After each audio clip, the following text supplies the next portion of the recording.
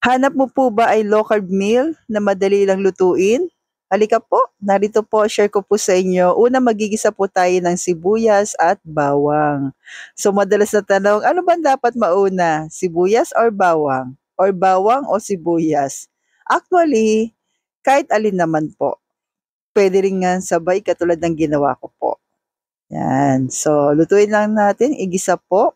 And please don't forget to like and follow po para updated tayo sa ating mga low carb meal every day. Thank you po and God bless.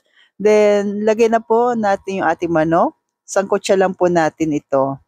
Para sa akin po, isa sa natutunan ko sa aking mga magulang, yan, na mga cook din po. Pagdating sa pagluluto, mahalaga maigisa mo siya na maayos. Yung hindi minadali.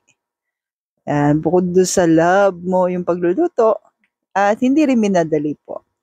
So, yan, naglagay na po tayo ng paminta at asin naman po. So, mas maganda na maigisa lang natin maigi 'to, sangkot siya.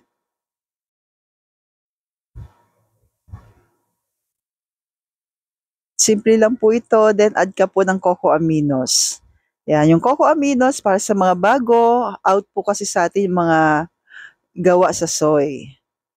Yan.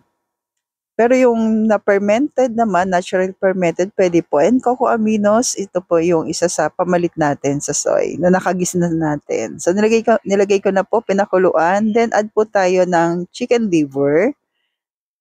Dagdag protina, dagdag vitamina. Pwede ba to araw-araw? Hindi po. Ayan. So kami po once a week, naglalagay din po kami. Pwede rin naman po yung ibang part po ng ano po, meat. Ayan. So, dagdag protina para po ito sa 3 katao. So, pag sinabing low carb meal, walang rice, walang high carb bread, wala pong matataas na sugar na fruits na kasabay. Actually po, wala siya talaga po.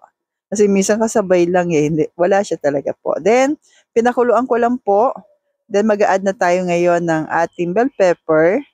Pero syempre po, nag-add na po ako ng suka po pala kanina.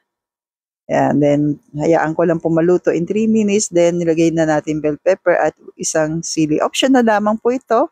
Pero ang sarap po. Try mo na ka low carb. So, stay healthy. Stay low carb po. No rice meal po tayo. Thank you and God bless.